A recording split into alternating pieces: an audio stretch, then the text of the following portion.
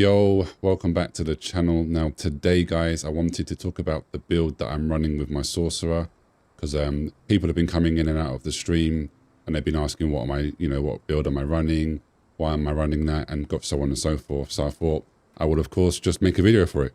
Don't forget to like the video and subscribe if you're new here, if you're interested in Mistfall Hunter, because I am covering the game. I'm streaming this game nearly almost every day so far, currently on my Twitch channel as well. So feel free to follow me over there, come to the stream, hang out and have some fun. Watch me die, watch me get some kills, make some money, lose money. It is what it is.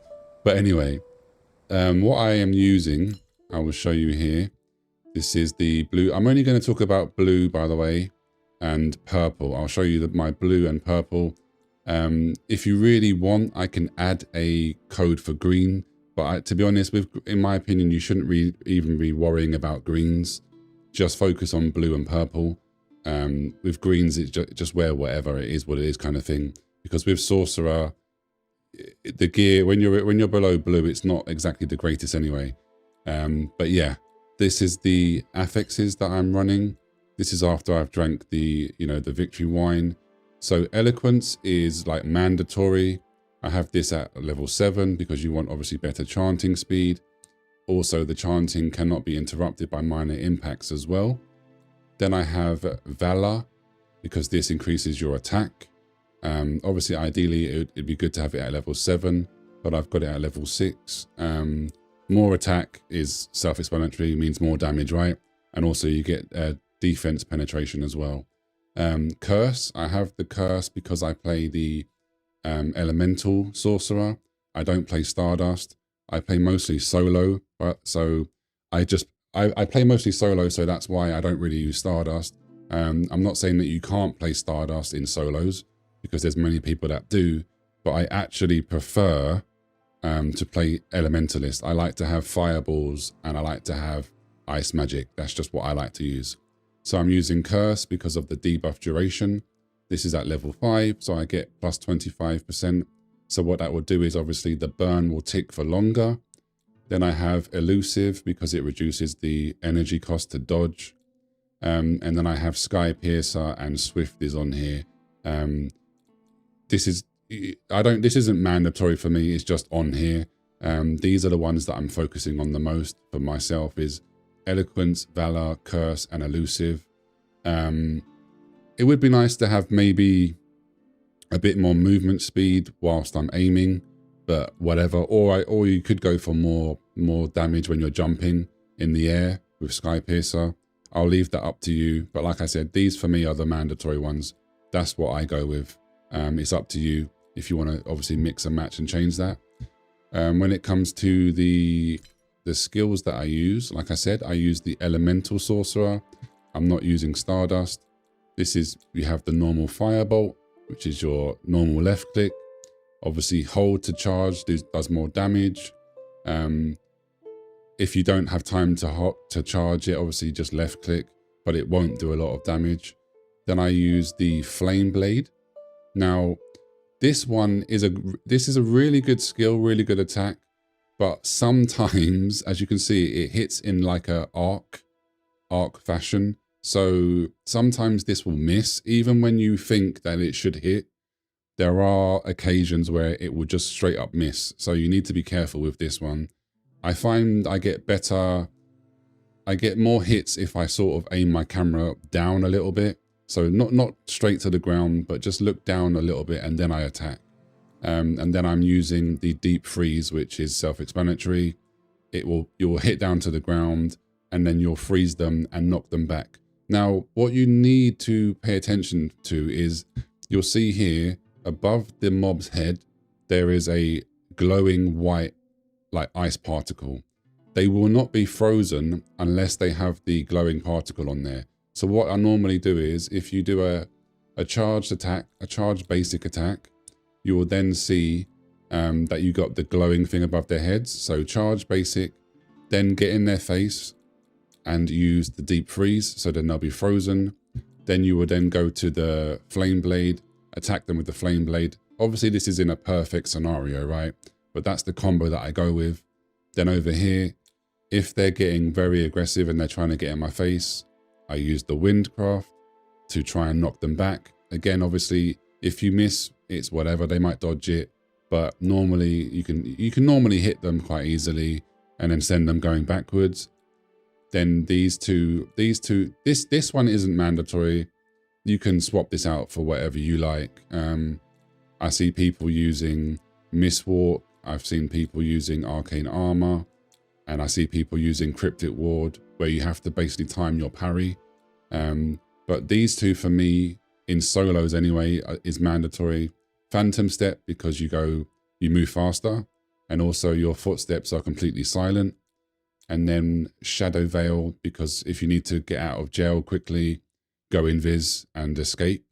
So if you cast basically the movement speed and then go invis, you can obviously run away, get away, or reposition whilst being invisible a lot faster. Then we have the talents that I'm running. So on this side, you take these three because you get movement speed after casting elemental magic. Then you get elemental arcana. So you can see here, it triggers a elemental mark, and then once they have the mark, they will then basically have an explosion. There'll be an extra damage. So of course you want this. Then there is elemental surge. After triggering the elemental arcana, you gain surge for a period of time. Whilst this surge is active, casting your elemental spells consumes the surge. If a spell that consumes the surge hits an enemy, it immediately triggers the explosion. So again, it's a no-brainer. You need these three. This is mandatory. Then I have over here for fire, summon the flame blade. So this deals a portion of damage as true damage, which basically what true damage is, it will ignore their shield. So it will basically bypass their shield. So again, for me, this is a no-brainer. And then I have the flame strike. So your firebolt again deals true damage, but only when you're having it fully charged. So if you're going up against a mercenary, for example, and they've got their shield, shield up, it will go through the shield. And then over here on this side, I use these three. So this one is called flexible casting. This is for increased movement speed whilst chanting. Of course, I want this. I want to be, on the move. I want to be as fast as possible. Then ethereal, this one is very important. Whilst you're jumping, this does not interrupt your chanting. You'll see a lot of people like myself will jump a lot to try and get out of stuff, and also try to hit the head as well, because there is a headshot multiplier. And then vitality chant, dodging does not interrupt the chanting. So this effect has a cooldown. So this is really good because whilst you're chanting, if you're trying to bait a melee to obviously charge at you, and if you can time this right, you'll be fully charging your attack, and then you can just basically dodge through them and then attack them, basically. So that's why I use this. Those are the talents. Again, if you want to mix and match and change a few things here, that can be up to you, but just know that this is mandatory. For me, these two are mandatory because of the true damage. And then I want to be always on the move. Again, some people may not want that, but this is what I'm rocking. This is what I'm doing. And then if I show you over here, what I'll do is, by the way, I will put these, the codes for these two builds in the comment section down below, and maybe in the description box as well. But this is the blue set, like I said. So Eloquence, Valor, Curse, Elusive, and then we just have Sky Piercer and Swift. Then on the purple version, again, Eloquence, Valor, Curse, Elusive. Got Brotherhood here because more defense, right? I want to try and stay alive. And then Swift, and then Sky Pierce again. So the only difference between the blue and the purple is on the purple gear, because we've got more slots, I've added some defenses. So you get plus 18 defense. And then I've got a bit more of the, here it is. Where is it? Swift is level 1 on the blue build, whereas on the purple build, Swift is level 2. So again, you can mix and match. You can move these three here. I would say I would leave that up to you. If you don't want to use these three, that's fair enough.